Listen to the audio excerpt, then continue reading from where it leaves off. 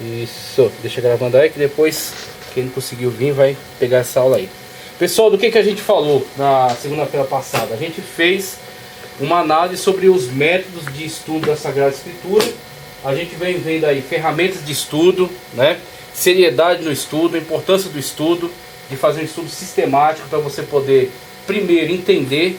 A maior importância é você primeiro estar sendo edificado, estar entendendo, né, aquilo que a Sagrada Escritura tem nos comunicado, a palavra de Deus. E uma vez que você fica seguro dentro de certo tema, de certa abordagem, aí você tem condições de fazer uma aplicação para a igreja, né? Trazer um ensino num culto de doutrina, utilizar o conhecimento na EBD, ou em algum seminário, alguma palestra, alguma palavra que você vai dar, tá certo? Para dentro de algum grupo. Então, quando você está seguro desse conhecimento, o Espírito Santo de Deus vai ter esse recurso, ele vai tomar a frente, vai dirigir tudo, fazer conforme a sua vontade. E ele vai ter esses recursos para ele se utilizar. Então o Espírito Santo de Deus vai te dar a palavra, ele vai te dar o direcionamento.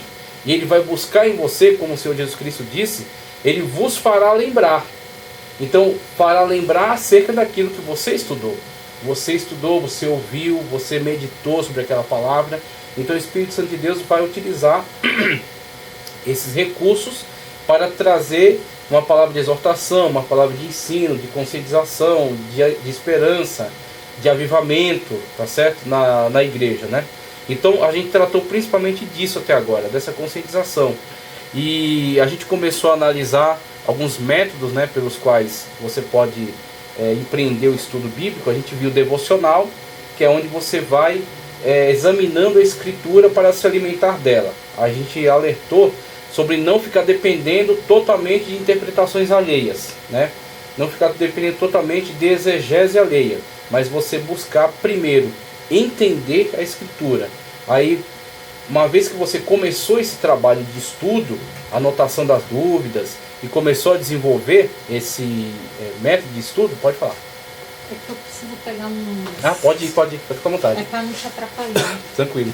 Então, uma vez que você começou a desenvolver esses métodos de estudo, você vai começar a se valer das ferramentas. E aí a gente elencou aqui os níveis de ferramentas, as certas importâncias das ferramentas. A primeira ferramenta, a mais segura para vocês utilizar, é a chave bíblica.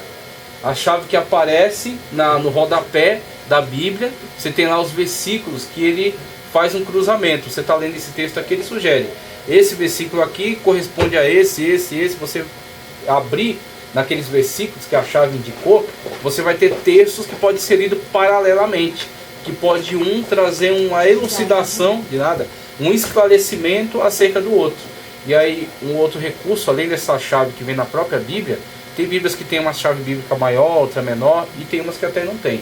A Bíblia tem Bíblia totalmente só o texto mesmo. Não tem, que é para diminuir, né? O tamanho da Bíblia, eles tiram todos os recursos. Então, além dessa chave bíblica, você pode adquirir também um livro especializado nisso, em chave bíblica. Você tem lá a concordância bíblica. Com a concordância bíblica, o que ela vai te facilitar? É uma ferramenta extraordinária. Você tem, eu quero falar sobre amor. A gente está falando de homilética do Madalena. Como é que vai ser a mensagem? Como é que vai ser a mensagem? Vai ser temática? Vai ser textual? Vai ser expositiva? Essas são as estruturas dos sermões. Um sermão temático. Qual o tema? Amor. Então, a partir do termo amor, tá certo? Aí eu posso dar um título: o amor de Deus, o amor incomparável, o amor vence todas as coisas. Eu posso dar um título, mas vinculado ao tema amor, eu vou buscar vários textos ao longo da Sagrada Escritura. E aí eu posso passear pela Bíblia inteira, mas sempre subordinado ao tema amor.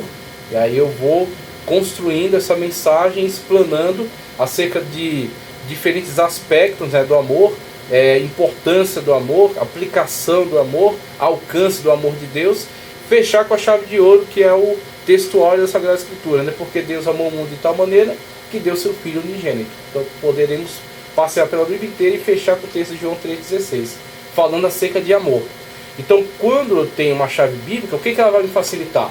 Eu vou abrir lá o verbete amor. Ele vai trazer para mim todos os textos onde a Sagrada Escritura cita o termo amor. Aí eu vou estudar cada um deles, o Espírito Santo de Deus vai me direcionar sobre quais deles serão utilizados, e aí eu vou colocar tudo isso em ordem no esboço, para que quando eu for pregar, eu tenha ali uma orientação. Eu faço um estudo detalhado, um estudo aprofundado, para que quando chegar a hora de eu pregar, eu não precise ler esboço. Ninguém tem que ler esboço quando está pregando. Você coloca o esboço de lado, para você apenas visualizar e saber que você está abordando cada ponto daquilo que você pretendia ensinar. Ou se o Espírito Santo de Deus mudar a sua mensagem. Você começa seguindo aquela ordem, o Espírito Santo de Deus vai colocando outras que você não tinha estudado, porque ele tem autoridade para isso. Então pode falar. Júnior, essa daqui do Antônio Gilberto, a chave bíblica ela já vem aqui em cima. Olha aí, já vem. Brincando, entendeu? Maravilha. No caso aquela que eu tenho mais antiguinha, embaixo mesmo. Sim. Mas não tem total recurso como essa daqui já. Essa aqui já me deu 10. Essa ferramenta aí é muito mais completa, né? Porque ele mais completa do que a outra. Ele vai ampliar, né, os links, as ligações, né, de texto. E a chave é em cima. E aí embaixo comentário. Exatamente. Então você tem esses vários recursos aí. Com a chave bíblica, você já consegue encontrar todos os lugares da Escritura onde é citado. É amor, é juízo de Deus, tá certo? É paz, é sobre dinheiro. Aí vai linkar todos os textos que tem essa abordagem. Então, primeira coisa, leitura bíblica, anotação de dúvidas ou de temas, insights que o Espírito Santo de Deus vai te dando para você poder desenvolver uma mensagem depois. Além disso, qual a próxima ferramenta? Concordância bíblica. Algumas que tem na própria Bíblia já, e outras que você compra à parte. Por exemplo, tem uma que eu tô vendo aí, a primeira chance para eu adquirir. A Concordância Bíblica Joshua. Já ouviu falar? Já. 3 volumes desse tamanho aqui. É a concordância bíblica exaustiva, que ele chama. Então ali você vai encontrar links com diversos temas diferenciados e os textos onde esses temas se apresentam. Então futuramente eu vou investir nisso aí, na concordância bíblica Joshua. E aí, caro, R$500. Hã? R$500. Você quer ferramenta boa? Pague. R$500. É isso aí. Mas é exaustiva. Ela aborda todas as abordagens possíveis. Então você tem a concordância bíblica. Passou de concordância bíblica, o que é que você vai ter mais para acrescentar?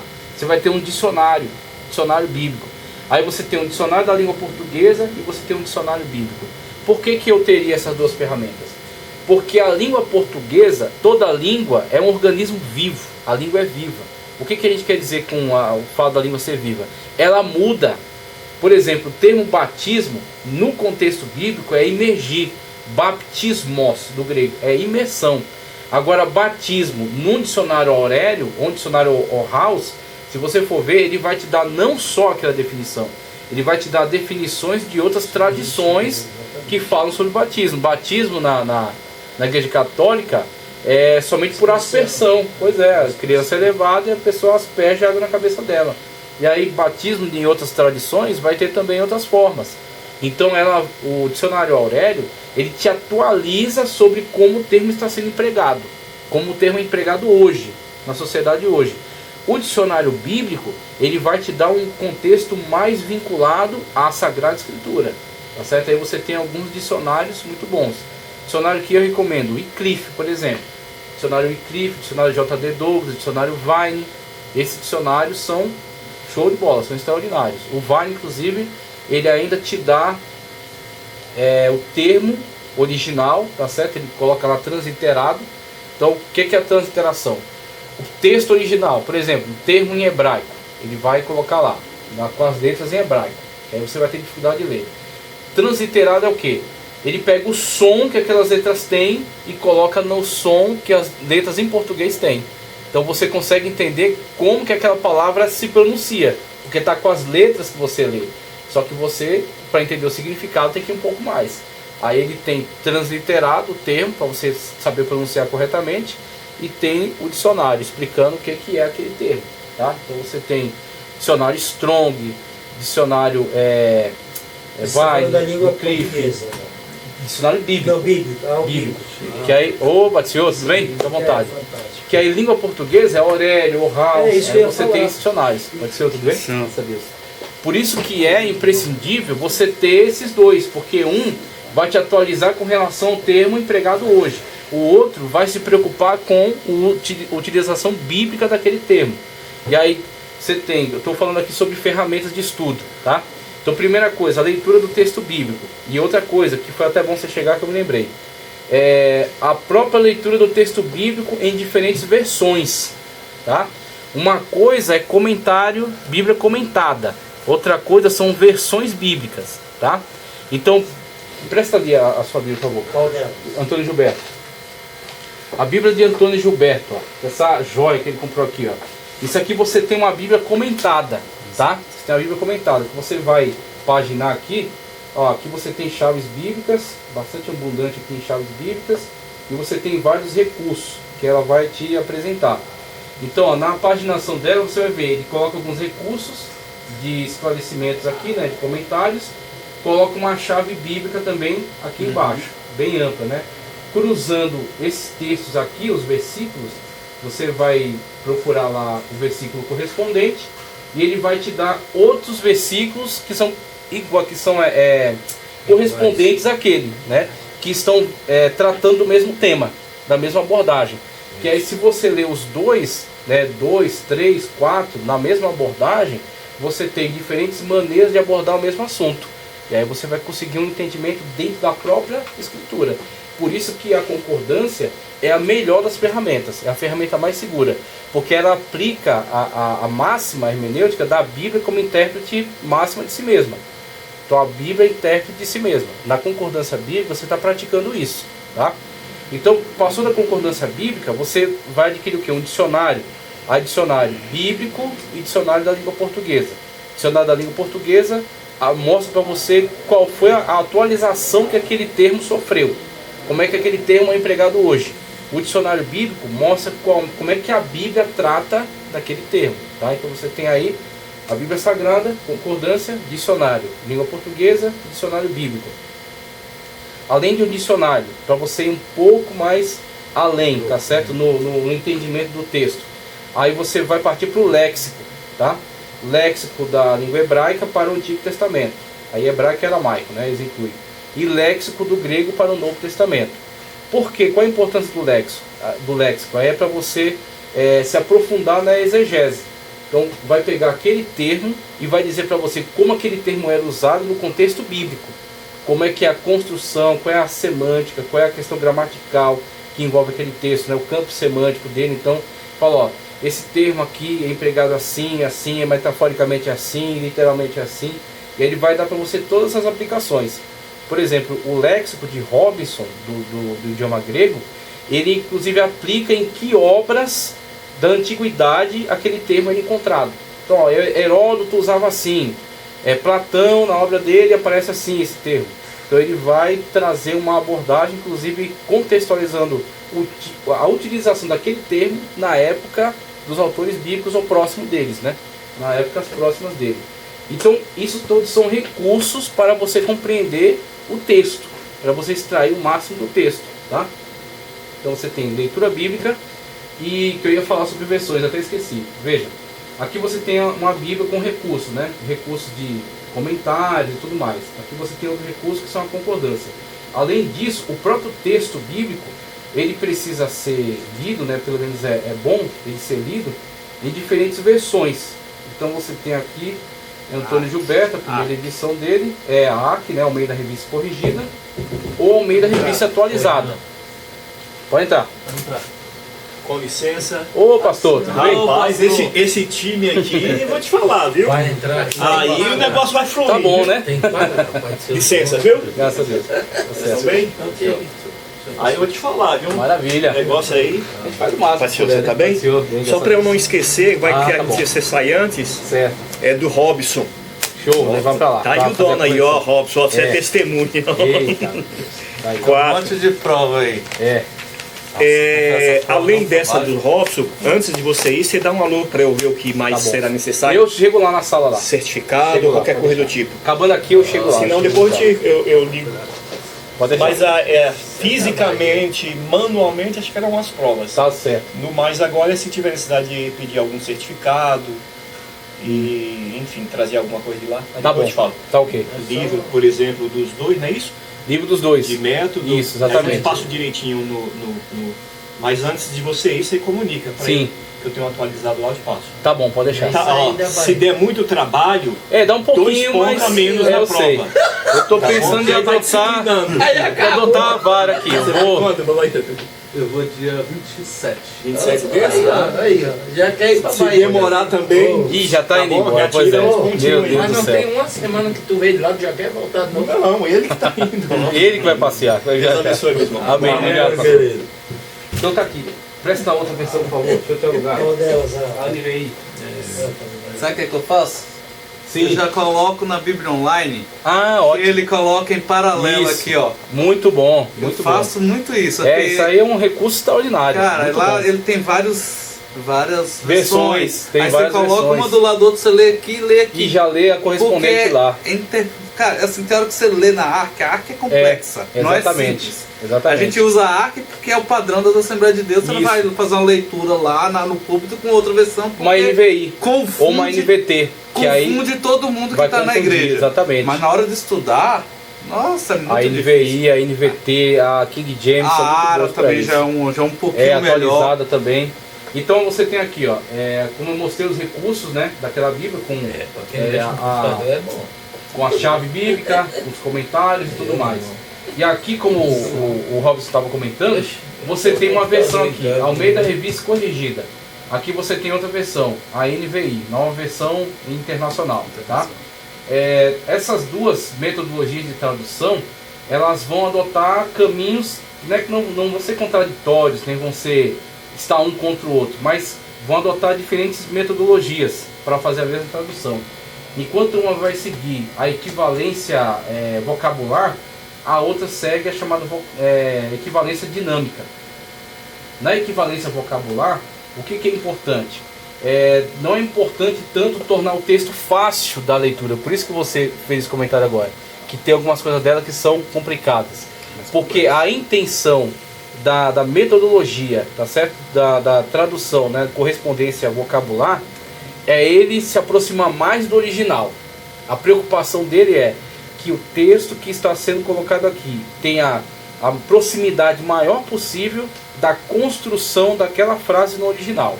Então por isso que ele fica estranho para o leitor hoje. Por quê? Porque ele está tentando seguir o máximo possível de fidelidade à construção textual do original. É a correspondência vocabular, ou formal. Correspondência formal.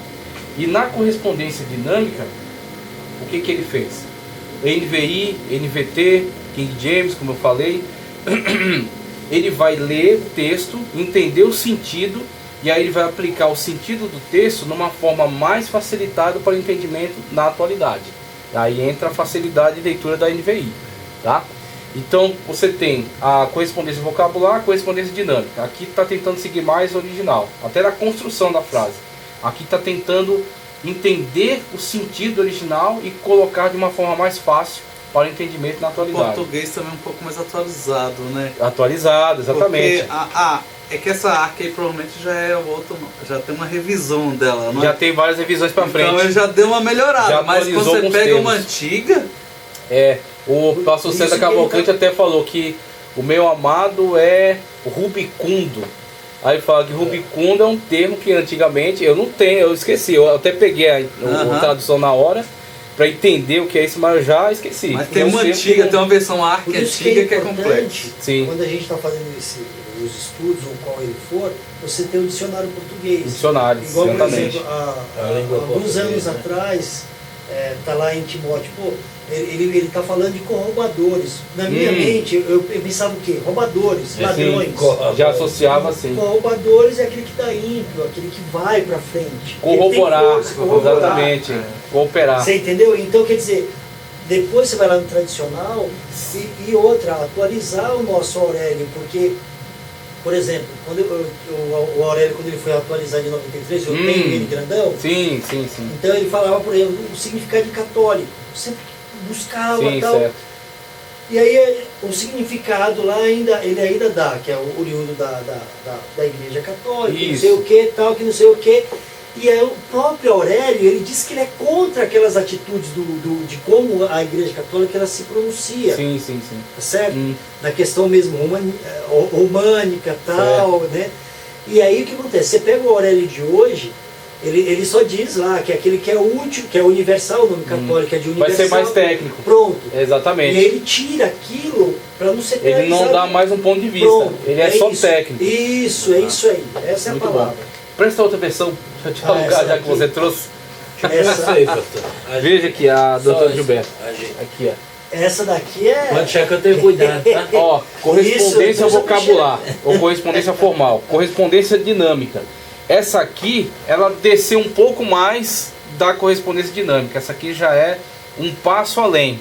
A correspondência dinâmica, essa aqui, linguagem, nova linguagem, essa aqui é em linguagem contemporânea. NTHL. Essa aqui é a NTLH, né? Nova tradução linguagem de hoje, que eu tenho lá.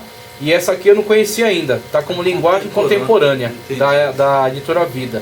E o que acontece? Essa Bíblia aqui já você já tem a chamada correspondência dinâmica, né? Então o cara já está tentando atualizar os termos para te entregar com mais facilidade.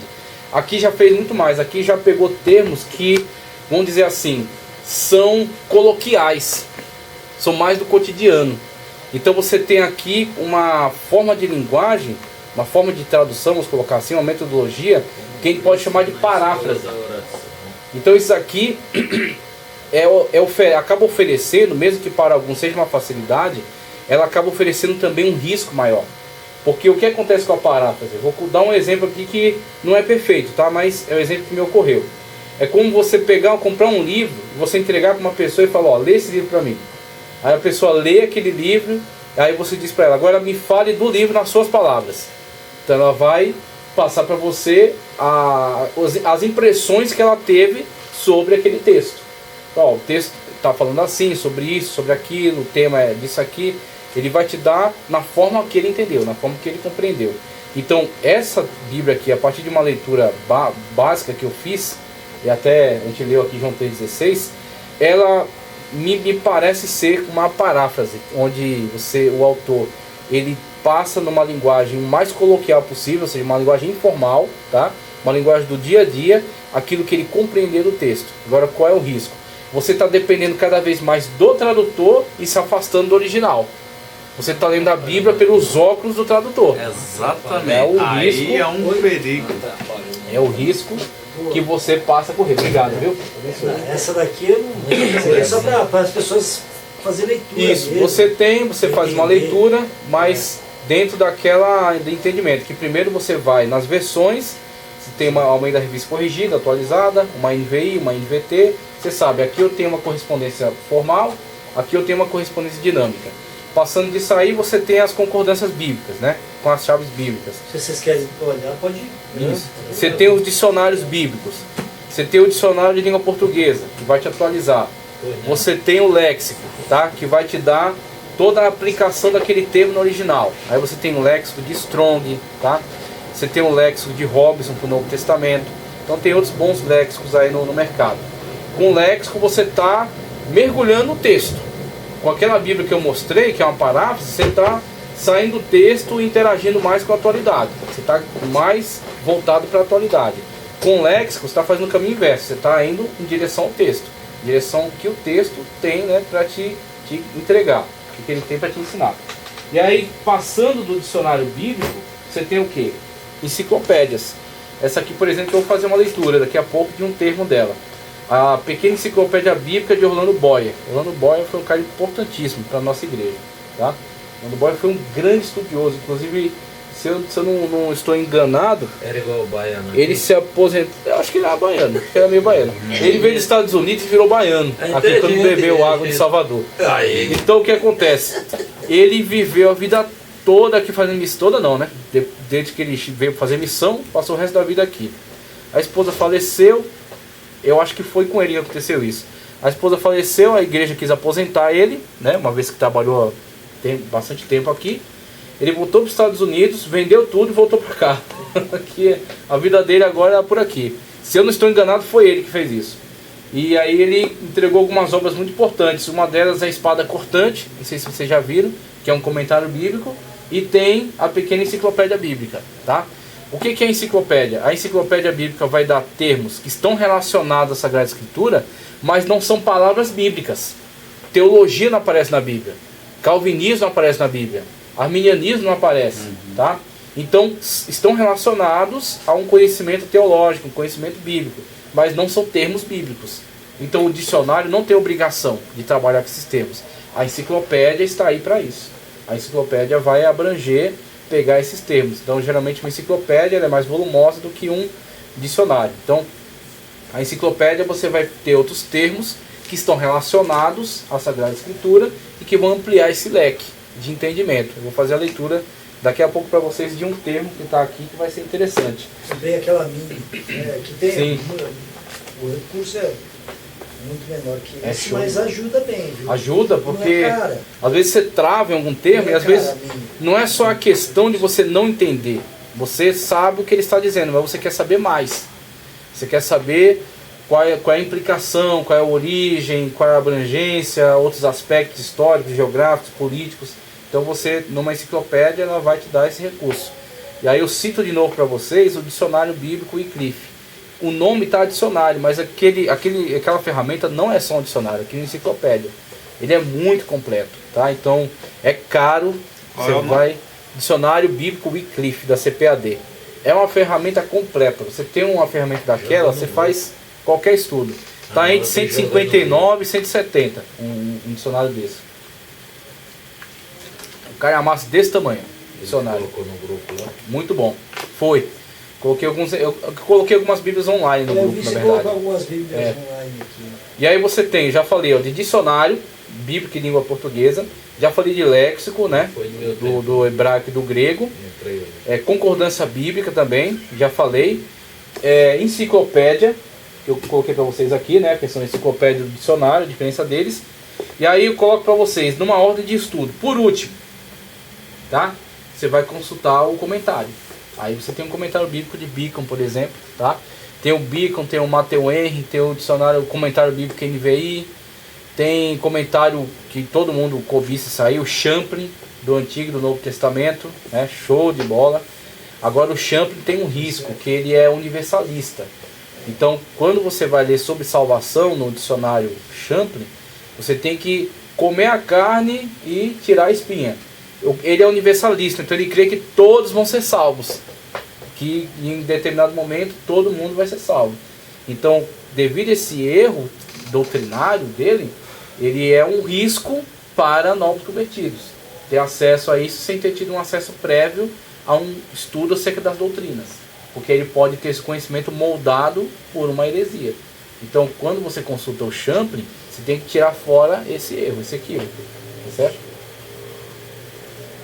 Mas ele é muito completo. Você tem o comentário bíblico do Antigo e do Novo Testamento, do Champlin, e você tem a enciclopédia de Bíblia, Filosofia e Teologia. Bíblia, Teologia e Filosofia, tá assim. Enciclopédia de Bíblia, Teologia e Filosofia, de Champlin. Também é uma ferramenta extraordinária, tá? Então aqui você tem um comentário. Aí o comentário, o que ele vai fazer? Ele vai ler o texto, tá? E vai te dar alguns recursos de esclarecimento. Olha, qual é o contexto histórico disso aqui? Tá certo? Quais são as ideias principais disso aqui? Qual o contexto geográfico em que aconteceu? E ele vai te dar um esclarecimento, tá certo? Aí você tem alguns comentários que são devocionais e você tem outros comentários que são mais teológicos. Por exemplo, o comentário Wisby, ele é muito bom para pregador. Ele faz algumas explanações com o objetivo de construir uma mensagem para pregação. O dicionário Matthew Henry, ele é bastante devocional. Então o comentarista, ele não vai se preocupar só em te atualizar sobre algumas informações